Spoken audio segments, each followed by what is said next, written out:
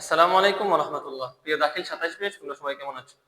তোমরা ইতিমধ্যে জেনেছো আমরা তোমাদের সফলতার দীর্ঘ পথ চলাকে আরো সহজ করার জন্য তোমাদের জন্য বিষয়ভিত্তিক 250 ক্লাস সহ যাবতীয় শীট এবং প্রয়োজনীয় যে সাজেশন আছে সবগুলোই নিয়ে এসেছি। তো আজকে আমি তোমাদের সাথে ক্লাস নবম দশম শ্রেণীর গণিত নিয়ে আলোচনা করব। তো গণিত নিয়ে আলোচনা করার আগেই তোমাদের গণিত সম্পর্কে আমি বেসিক একটা ধারণা দিই, প্রশ্ন কিভাবে আসবে, কোন কোন অধ্যায় থেকে প্রশ্ন হতে পারে। আসলে প্রথম যখন আমাদের পুরো একটা বই সম্পর্কে আমাদের একটা বেসিক ধারণা চলে আসবে, তখন আসলে আমরা খুব সহজে বইটা আত্মস্থ করতে পারবো। তো এরই ধারাবাহিকতায় দেখো, আমাদের মূলত প্রশ্ন যখন আসবে সৃজনশীল মানদণ্ড যদি আমরা দেখি, তাহলে সৃজনশীল আসবে 50 মার্ক, সংক্ষিপ্ত প্রশ্ন আসবে 20 মার্ক, আর বহু নির্বাচনী আসবে 30 মার্ক। এই মোট 100 মার্কের পরীক্ষা হবে আমাদের। তো 100 মার্ক থেকে এই সৃজনশীল যেগুলো আছে এখান থেকে দেখো, এখানে কয়েকটা ভাগ ভাগ করে আসবে। কিভাবে ভাগ ভাগ করে আসবে দেখো, প্রত্যেকটা জিনিস ভাগ ভাগ করে আসবে। তো কিভাবে আসবে দেখো, সৃজনশীল 50 মার্ক, এখানে তো একটা অধ্যায় থেকে তো তোমাকে 50 দেবে না। তো তুমি দেখো এখানে যদি আমরা একটু ভাগ করি, তাহলে এখান থেকে বীজগণিত আছে, আমি সংক্ষেপে লিখি। বীজগণিত থেকে আসবে তোমার দুইটা, তারপর হচ্ছে ত্রিকোণমিতি থেকে আসবে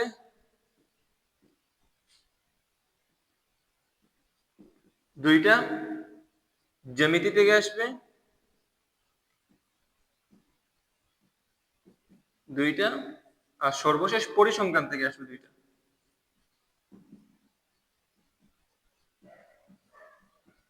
হ্যাঁ, এই দেখো মোট প্রশ্ন তাহলে কয়টা হচ্ছে, 8টা প্রশ্ন হচ্ছে। তাহলে 8টা থেকে তোমাকে লিখতে হবে 5টা। প্রত্যেকটা দেখো এখানে তোমাদের একটু সহজ করে দিছে, তুমি যে কোনো চাইলে প্রত্যেকটা থেকে ন্যূনতম একটা লেখা লাগবে তোমাকে। এমন না যে তুমি এই প্রথম এই 3টা থেকেই তুমি 5টা আনসার করে দিলে, প্রত্যেকটা থেকে একটা করে তোমাকে টাচ করা লাগবে। টাচ করার পর তুমি যে কোনো একটা তুমি দুইটা লিখতে পারো, এটা তোমার ইচ্ছা। তো আমার পরামর্শ থাকবে তোমরা এই যে পরিসংখ্যান এসে তোমরা দুইটার দুইটা লিখে দিবা। বুঝলি? তো পরিসংখ্যান থেকে তোমরা দুইটা আনসার করবে, কারণ পরিসংখ্যান থেকে সবসময় প্রশ্নগুলো সহজ হয়। মাত্র একটা অধ্যায় যদি আমি ভালো করে শিখতে পারি, তাহলে আমি 20 মার্ক একেবারে হুবহু পেয়ে যাচ্ছি।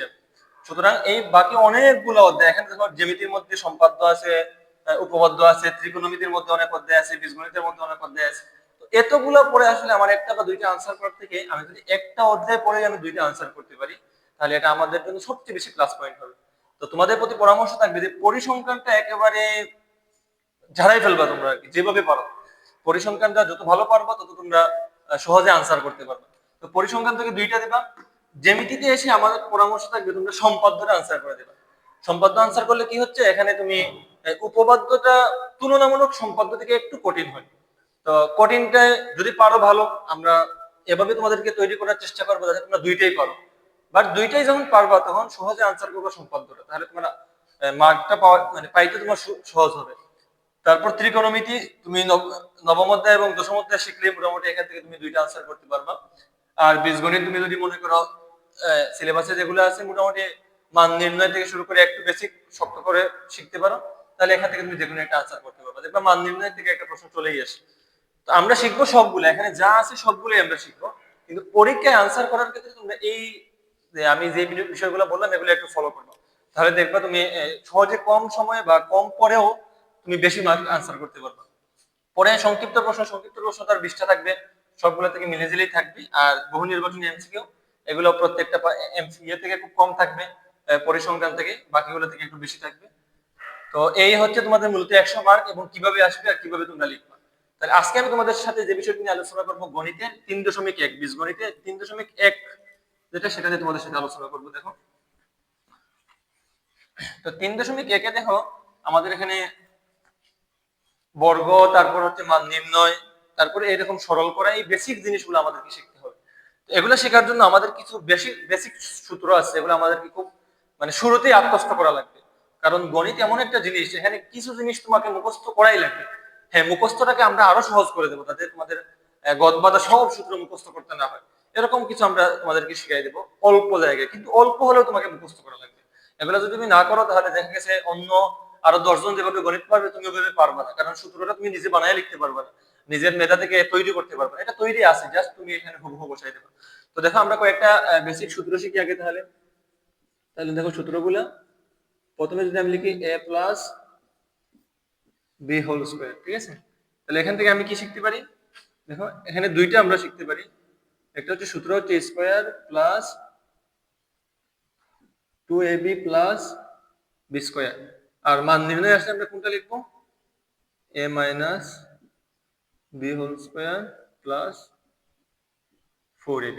ঠিক আছে, তারপরে দেখো তো এখানে যদি আমরা মাইনাস দিয়ে এখন করি a minus B whole square, দেখো তাহলে এখানে স্কোয়ার প্লাস, এটা প্লাস ছিল এই জন্য সবগুলো প্লাস, যেহেতু এটা মাইনাস আছে তাহলে শুধু প্রথমটা মাইনাস হয়ে যাবে।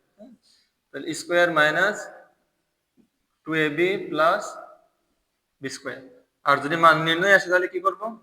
এখানে মাইনাস আছে এখানে প্লাস হয়ে যাবে, a plus B whole square minus 4ab। তাহলে দেখো এই দুইটা সূত্রর অনুসিদ্ধান্ত আর সূত্র মিলে মোট 4টা হয়। তাহলে আমরা খুব সহজে শিখতে পারি এখানে প্লাস হলে বাইরে মাইনাস হবে, যদি মান নির্ণয় হয় মাইনাস হলে প্লাস হবে, আর যখন ভিতরে মাইনাস হবে তখন অটোমেটিক্যালি বাইরে প্লাস হবে। আর যদি সূত্র হয় তাহলে দেখো square plus 2ab plus B square, plus হলে সবগুলো প্লাস, আর যদি মাইনাস হয় তাহলে প্রথম শুধু মাইনাস হবে। ঠিক আছে, তারপর দেখো আমরা আরেকটা দেখি একটু, এগুলো একেবারেই বেসিক, এগুলো তোমাকে জানাই লাগবে, আর এগুলো তো তোমরা এই 6-7 থেকে পড়ে আসতেছে, মোটামুটি তোমাদের জানা আছে, তারপরে একটু আমি রিভিশন দেওয়ার জন্য এগুলো লিখতেছি। দেখো a square plus B square, তাহলে কি হবে? a plus B whole square minus 2ab। এটার আরেকটা সূত্র হয়, দেখো যদি উদ্দীপকে মাইনাসের মান দেওয়া থাকে তাহলে a minus B whole square plus 2ab। আচ্ছা, এখন একটা তোমাদেরকে সহজ জিনিস শিখাই দেই। দেখো এখানে আছে 4ab, এখানে আছে 2ab। তাহলে এই 2ab আর 4ab টা অনেক সময় আমাদের পেস লেগে যায়, কোথায় 2ab হবে কোথায় 4ab হবে। তো এই জিনিসটা মনে রাখার জন্য সহজ বিষয় হচ্ছে, দেখো যখন একটা স্কয়ার থাকবে তখন হবে 4ab, আর যখন দুইটা স্কয়ার থাকবে তখন হবে 2ab। মানে কম হলে বেশি হচ্ছে আর বেশি হলে কম হচ্ছে। তাহলে দুইটা স্কয়ার যখন হবে তখন হবে 2ab, আর যখন একটা স্কয়ার হবে তখন হবে কি 4ab। ঠিক আছে, তাহলে দেখো আমরা যদি পরে আরেকটু সূত্র শিখি এখানে, তাহলে এই বিষয়গুলো মাথায় রাখতে হবে। প্লাস হলে ভিতরে মাইনাস হবে, মাইনাস হলে প্লাস হবে, একটা স্কয়ার হলে 4ab, দুইটা স্কয়ার হলে 2ab। তারপর দেখো তো আমরা যদি এখানে ab সূত্র লিখি, ab সূত্র যদি লিখি তাহলে a plus b by 2 whole square minus a minus b by 2 whole square. ঠিক আছে, তাহলে এটা হচ্ছে ab সূত্র। এখন দেখো আমরা যদি 4ab লিখি এখানে 4ab, তাহলে এই শুধু 2 গুলা বাদ পড়ে যাবে। একটা সূত্র মুখস্থ করে তুমি কয়েকটা লিখতে পারতেছো, এটা ভালো করে খেয়াল করবা। তাহলে ab সূত্র কি a plus b by 2 whole square minus a minus b by 2 whole square. আবার 4ab হলে এই 2টা শুধু বাদ পড়ে যাবে, তাহলে শুধু উপরে কি আছে a plus b whole square minus a minus b whole square. দেখো তুমি একটা সূত্র শিখে তুমি আরেকটা লিখতে পারতেছো, যখন তুমি এটা লিখতে পারবা তখন তুমি আরেকটা লিখতে পারবা, সেটা হচ্ছে কি 2 into a square plus b square. ঠিক আছে, তাহলে এখন এটা কিভাবে হবে দেখো, এই সেম সূত্র থাকবে শুধু মধ্যখানে মাইনাসটা প্লাস হয়ে যাবে, a plus b whole square plus a minus b whole square. ঠিক আছে, তাহলে দেখো একটা শিখে তুমি বাকি দুইটা লিখতে পারতেছো, কোনো সমস্যা হচ্ছে না। এখানে একইভাবে এখানে একটা শিখে তুমি দুইটা লিখতে পারতেছো, একটা স্কয়ার হলে 4ab, দুইটা স্কয়ার হলে 2ab। তারপর প্লাস হলে মান নির্ণয়ে গিয়ে মাইনাস হবে, আর মাইনাস হলে প্লাস হবে। আর যদি সূত্র হয় তাহলে প্লাস হলে সবগুলো প্লাস হবে, মাইনাস হলে সবগুলো মাইনাস হবে।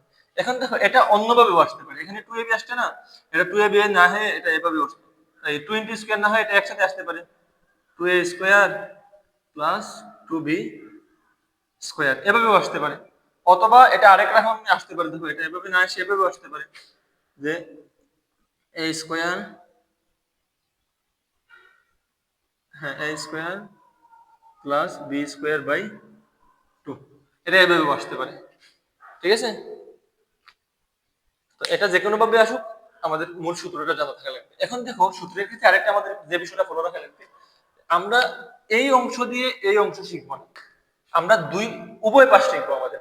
কারণ অনেক সময় দেখা যাচ্ছে আমার এটা থাকবে, এটা আমাকে লিখতে হবে, আবার অনেক সময় দেখা যাচ্ছে এটা আছে এর পরিবর্তে আমাকে এটা শিখতে হবে। এই জন্য সূত্র শেখার ক্ষেত্রে আমরা উভয় পাশ, যে a plus B whole square সমান কি square plus 2ab plus B square, square plus 2ab plus B square সমান কি a plus B whole square, এভাবে উভয় পাশটা আমরা চর্চা করব। তাহলে দেখবো আমরা যখন অঙ্ক করতে যাব তখন আমাদের খুব দ্রুত আমরা অঙ্ক করতে পারবো। তাহলে আসো আমরা এখন মূল